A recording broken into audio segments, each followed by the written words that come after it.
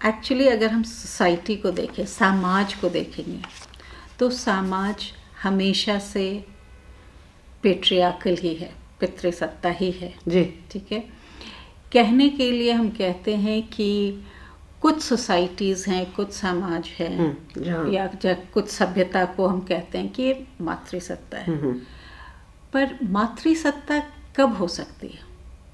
जब जो औरत है उसे सबसे पहले उसे अपना निर्णय लेने का हक होना चाहिए।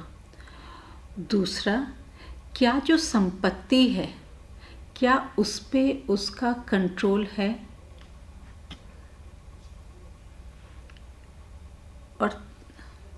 और तीसरा जो हमें देखना है वो कि क्या जो हम दो चीज़ कहते हैं, means of production and modes of production, इन दोनों में कहीं भी औरतें जो वो काम कर रही हैं क्या उन्हें इसके लिए पैसे मिलते थे? अच्छा। और क्या उन्हें अनुमति थी कि जो उन्होंने पैसे कमाए वो अपने हिसाब से खर्च कर सकते हैं? ओके। तो पहला चीज़ जो मैं क्लियर कर रही हूँ वो ये है कि पितृसत्ता के अंदर हम हमेशा कहते हैं कि मातृसत्ता थी, हम हमेशा। पर अगर आप पूरे एंशिएंट इंडिया को देखेंगे तो कहीं भी आपको मातृसत्ता का आधार नहीं दिखेगा।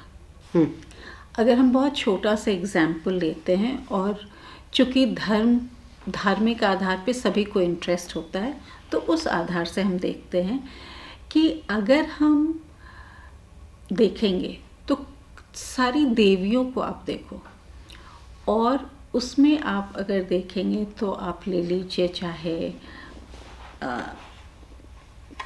हम एग्जाम्पल लेते हैं सप्तमैत्रिका का, कि कार्तिकेय की 7 माताएं हैं, जिसका एग्जाम्पल ले लिया जाता है और कहा जाता है कि ये तो मातृसत्ता है, मैट्रियार्कल है, क्योंकि कार्तिकेय की 7 माताएं हैं।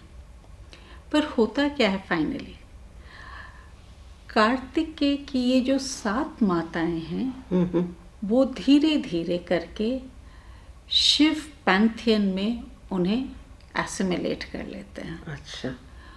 तो उनकी अपनी आइडेंटिटी तो कहीं रही नहीं गई जी, मर्ज कर जाती है।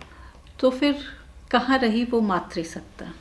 तो इसका मतलब है कि नहीं थी ऐसे। मातृसत्ता तो है ही नहीं।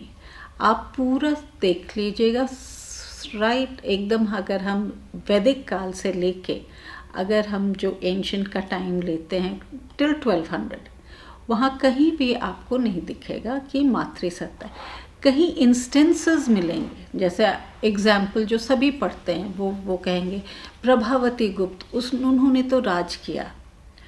पर प्रभावती गुप्त क्या उन्होंने अपने आधार पे राज किया या एज अ केयर टेकर राज किया? क्या उन्होंने अपने बेटों के आधार के लिए ही राज नहीं किया? बेटों के बस मतलब क्या कहें, एज अ रीजेंट उन्होंने किया।